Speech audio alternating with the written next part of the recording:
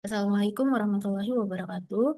Pada kesempatan ini saya akan memaparkan hasil dari PKM Pengabdian kepada Masyarakat dengan skema Bima Pengabdian tahun 2025. Adapun judul yang kami angkat adalah peningkatan nilai tambah talas melalui hilirisasi berbasis pemberdayaan masyarakat.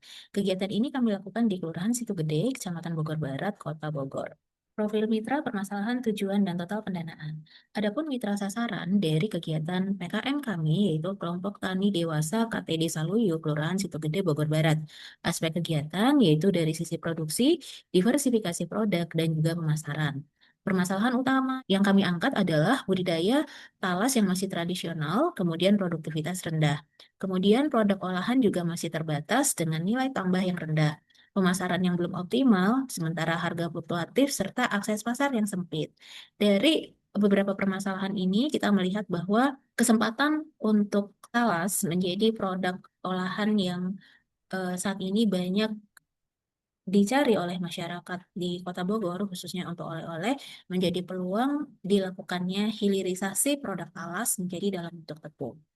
Oleh karena itu, kami mengajukan pengabdian kepada masyarakat dengan hilirisasi talas ini, dan dana yang disetujui adalah sebesar Rp41.999.000. Solusi dan permasalahan di sini kita ada 5 tahapan yang kita lakukan. Pertama, kita melakukan sosialisasi program, di mana dalam sosialisasi program ini kami memperkenalkan tujuan, manfaat, dan juga membangun komitmen bersama di antara kami, tim PKM, dan juga kelompok tani beserta para amat. Kemudian kami juga melakukan pelatihan di mana pelatihan ini meliputi Sekolah Lapang Pengendalian Hama Terpadu atau SLPHT, budidaya talas semua budidaya talas yang sesuai dengan GAP, pengolahan talas menjadi tepung, strategi pemasaran, pengolahan produk olahan talas.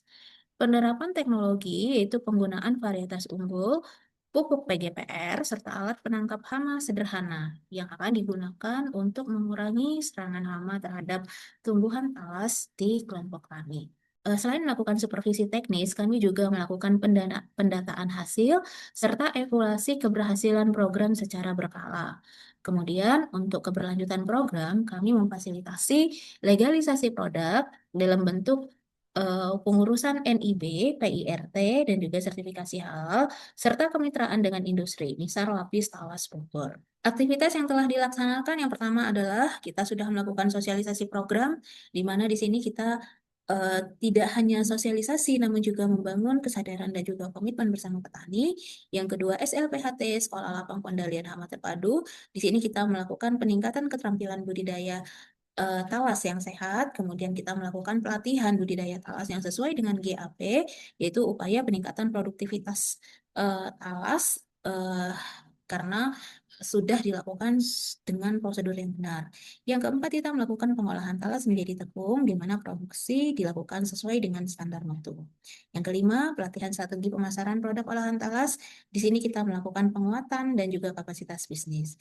Fasilitasi alat, kita memberikan alat penggiling tepung dan juga pemotong umbi untuk mempercepat proses pemotongan dan juga efisiensi dari segi waktu, sehingga ubi yang dipotong ini bisa lebih cepat dan selanjutnya dikeringkan dan bisa digiling dengan mesin yang sudah kita berikan juga.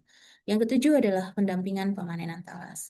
Nah, di samping di sini kita melihat adalah produk olahan dari tepung talas, di mana ini tepung talas ini dihasilkan dari produk talas Pratama 3, ya, dan kemudian di mana prosesnya talas dipotong, kemudian dikeringkan, setelah dikeringkan kemudian digiling, dan ini adalah hasil dari penggilingan talas.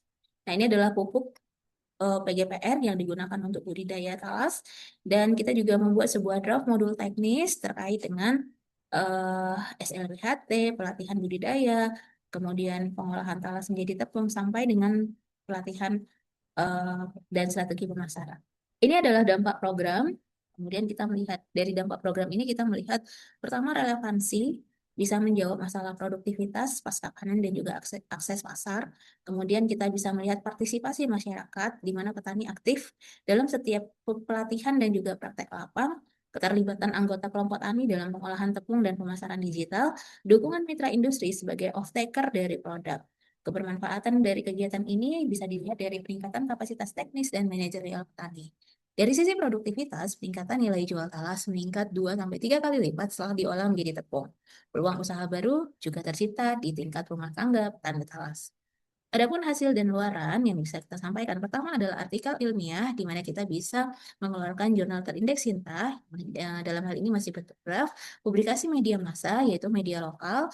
Untuk media lokal kita sudah publish dan media nasional saat ini kita masih submit. Poster dan video kita melakukan dokumentasi kegiatan pengabdian, peningkatan keberdayaan. Yang pertama produksi, petani terampil menerapkan PHT. Yang kedua diversifikasi produk tepung talas dan yang ketiga pemasaran. Nah, ini adalah draft jurnal, artikel berita, dan draft poster yang sudah kami buat. Faktor penghambat pelaksanaan, pertama fluktuasi harga talas segar di pasar lokal, yang kedua keterbatasan pengetahuan awal dalam pemasaran digital.